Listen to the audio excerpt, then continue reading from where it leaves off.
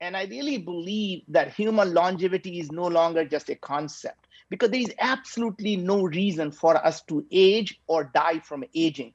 After all, aging is just a chronic disease. And I think, in terms of understanding the human body, time has come for us to be able to digitize, decode, and decipher the human body.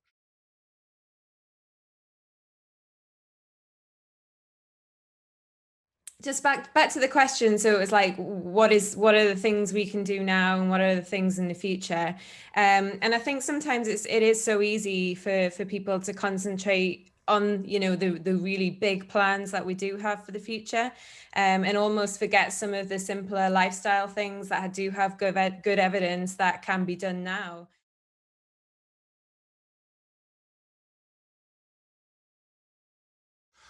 So I'm interested in thinking a little bit about some of the things that are coming. One thing that's coming is big pharma. We do with iCor a lot of contract work, and I can tell you that in the past year, the amount of interest that we've had from big pharma in the aging space and looking to put on new programs addressing aging a little bit more holistically.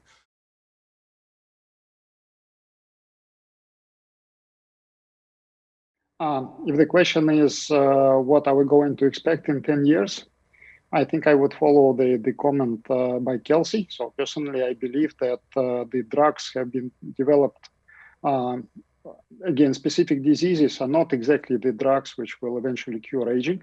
So I think it's really revolutionary what's going on right now. We are allowed in a way by investors and by our pharma partners to think and actually develop drugs specifically targeting aging pathways. The problem with that, I would call this approach hard future pharmacology, is that I believe it will be effective, but it will take a lot of time to actually get to the people.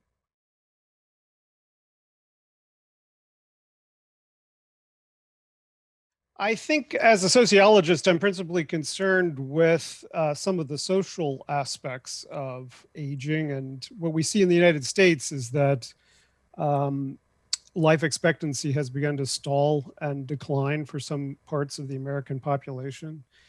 The principal causes of that has been despair of various kinds, suicide, alcoholism, drug abuse.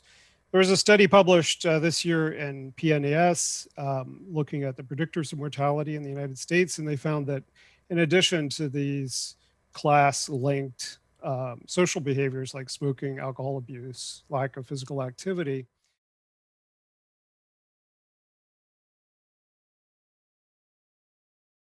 yeah, so regarding, I'm a little more extreme in terms of what can we do today. I don't believe there's so much we can do today in terms of age reversal, which is the goal in my life and what I work for. I think, yes, we can do things to better our health and to stick around as long as time so that we can take advantage of the therapies when they come out. Things like rapamycin, NAD, supplements, senolytics, metformin, diet and exercise.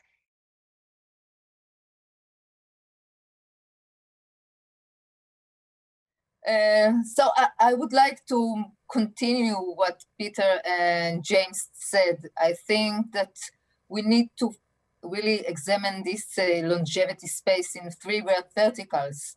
One is about pharma. The other one is social aspects with financial aspects. And the third one is about behavior and lifestyle. If one of them will move faster than the other, it will stop, it will put a barrier to all three of them and to all the movement that we call longevity or longevity space.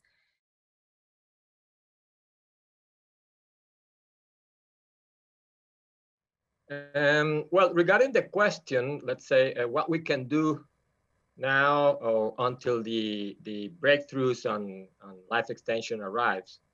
Well, first I have to say that perhaps one of these breakthroughs already is within us. And we may listen about that or hear about that tomorrow afternoon when Liz Parrish explains what she did on herself and what she's doing with other patients.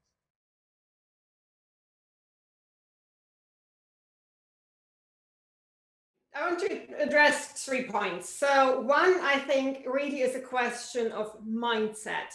And in some way we have addressed it all, but I think we really need to go back further and really also understand the psychological side and where it really comes from. So, I mean, there were plenty of tests, there has been plenty of research done on the way we perceive things.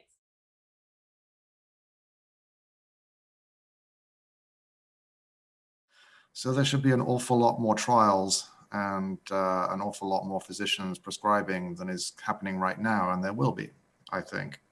But this is going to be one part of a very strong focus on inflammation in aging, certainly over the next 5 years, and I would imagine it will continue for longer.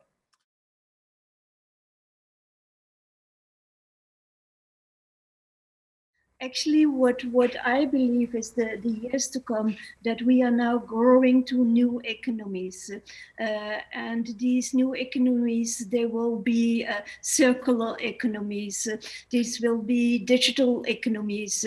And the people have to learn how to integrate in those new systems, which will be the years to come, our new way of living, these new lifestyles, where they have to learn to be the master of their own health.